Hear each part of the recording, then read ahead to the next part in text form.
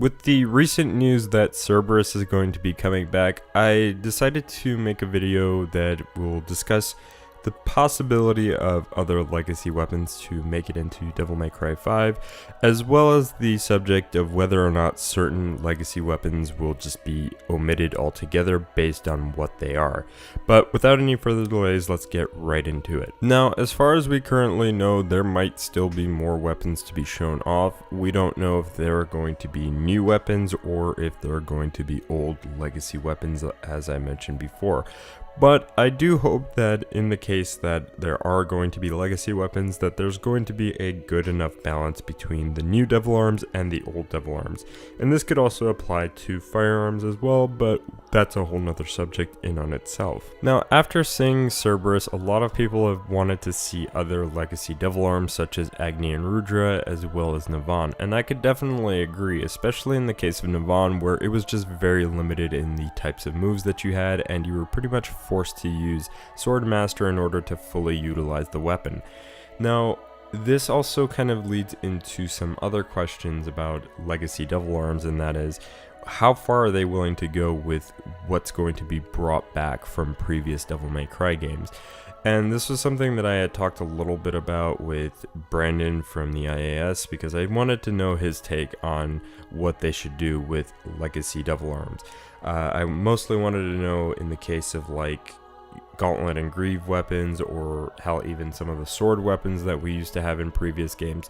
Should those weapons be brought back? And if so, what would they do with them if they were going to be different or stand out?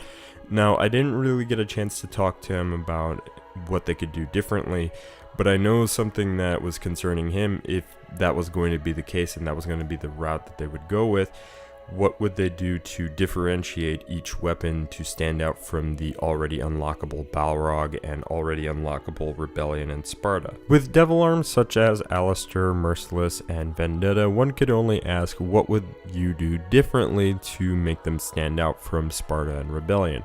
And one could make the argument that, well, you could just completely redesign them from the ground up, so that way they're no longer swords, and just retcon their design from Devil May Cry 2.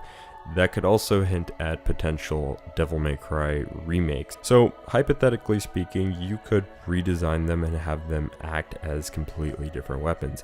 Perhaps Vendetta could be a scythe or something, and then Merciless could be like a type of javelin or a whip or just something very unique. We don't know, but that's just a possibility that you could just redesign those weapons. Brandon also made a really good point in that you could hypothetically give them an alternate mode where they do transform into a different weapon.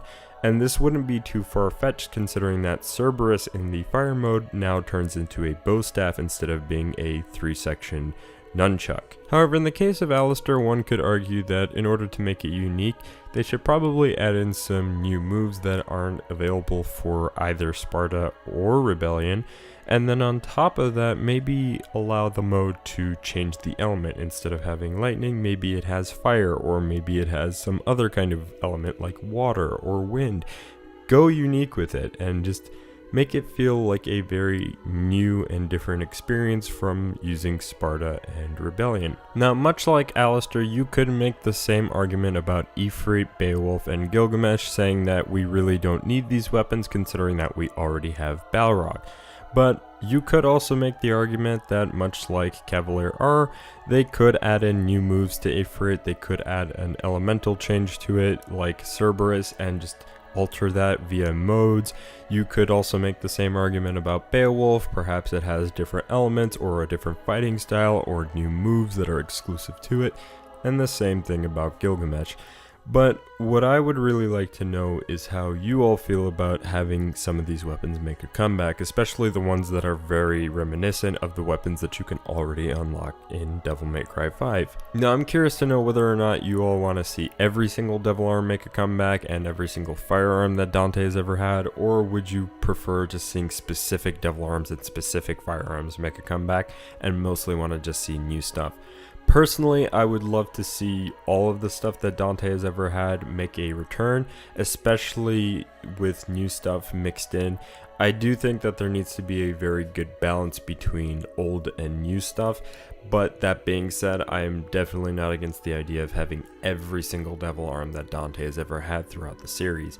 Now that being said, I would really like to know what you all think. Do you all want to see specific weapons, or do you just want to see everything like I do?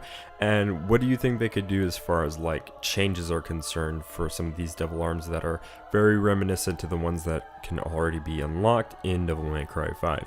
Anyway, I hope you all enjoyed this video. If you don't already, feel free to subscribe, leave a like down in the video, and perhaps leave a comment as well, and maybe even share this video. Anyway, I will see you all in the next one, and yeah, that's all I really have to say. Bye.